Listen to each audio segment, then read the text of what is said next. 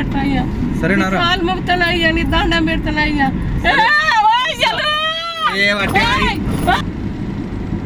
సరే సరే ఎక్కింది ఆల్రెడీ.